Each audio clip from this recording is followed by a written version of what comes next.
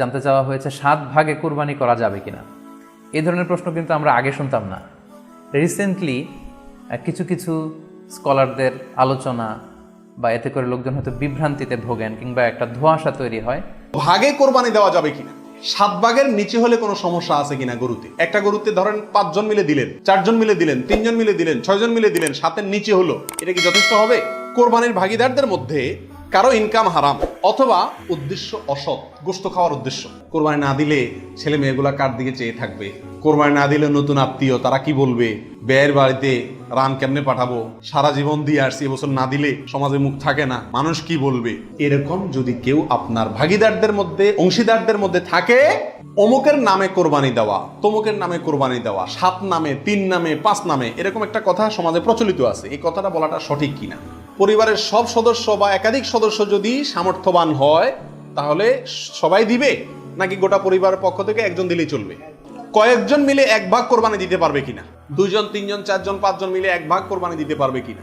ফলে এই প্রশ্নটি করা হচ্ছে। আমরা আবহমান কাল থেকে আমাদের প্রিয় মাতৃভূমি বাংলাদেশে হয়তো ছাগল কুরবানি দিয়েছি অথবা গরু কুরবানি দিয়েছি সর্বোচ্চ 7 ভাগে।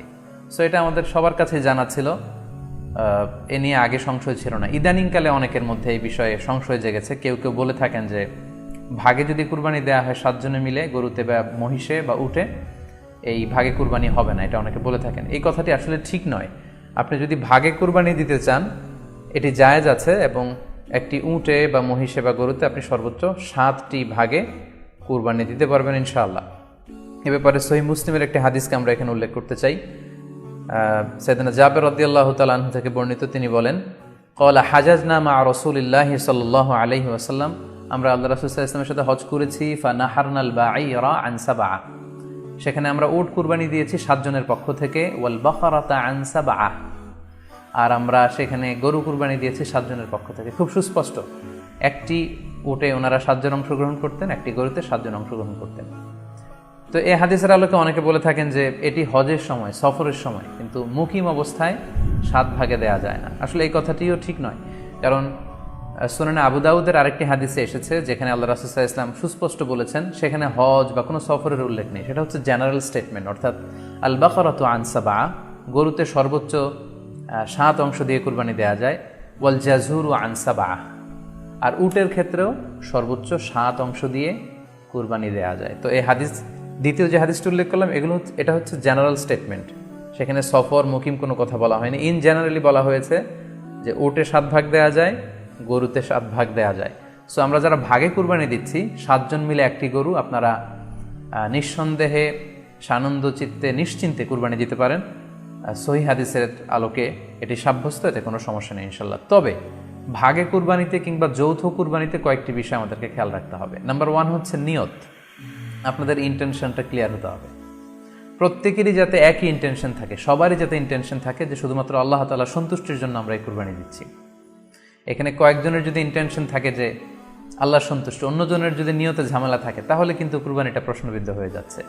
কারণ ইন্নামাল আমালু বিন্নিয়াত, ইয়ানি ইন্নামা সাওয়াবুল আমালি বিন্নিয়াত, সমস্ত কাজের প্রতিদান দেয়া হবে আপনার ইন্টেনশন বা নিয়তের উপর ভিত্তি করে।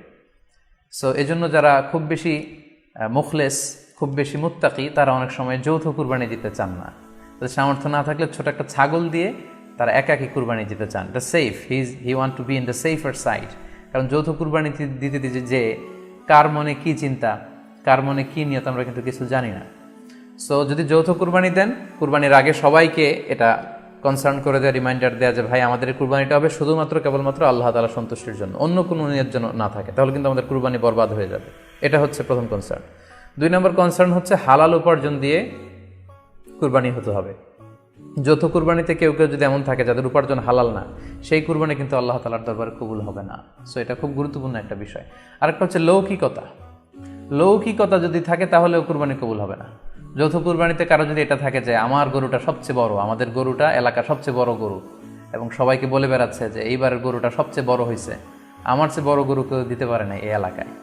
তো এই জাতীয় যদি লৌকিকতা প্রবণতা কারোর মধ্যে থাকে, তাহলেও কিন্তু তার কুরবানি কবুল হবে না। সো যৌথ কুরবানি যদি আপনারা দিতে চান, এই বিষয়গুলো আমাদেরকে খেয়াল রাখতে হবে। ভাগে কোরবানি দেওয়া যাবে কিনা, এটা একটা গুরুত্বপূর্ণ প্রশ্ন আজকালকার যুগে। কারণ কোন ওলামা একরাম বলছেন ভাগে কোরবানি দেওয়া যাবে না, বরং গরু হোক আর ওঁট হোক, যত বড় পশুই হোক, দিলে একজনের পক্ষ থেকে দিতে হবে, 7 ব্যক্তির পক্ষ থেকে যথেষ্ট হবে। এই যে কথা প্রচলিত আছে, এটাকে অনেক কোন ওলামা একরাম কি করছেন, অস্বীকার করছেন। আসলে সঠিক কোনটা, এ ব্যাপারে আগেই বলেছি যে একাডেমিক আলোচনা খুব বেশি লম্বাচড়া করার ইচ্ছা নাই এবং সুযোগও নেই।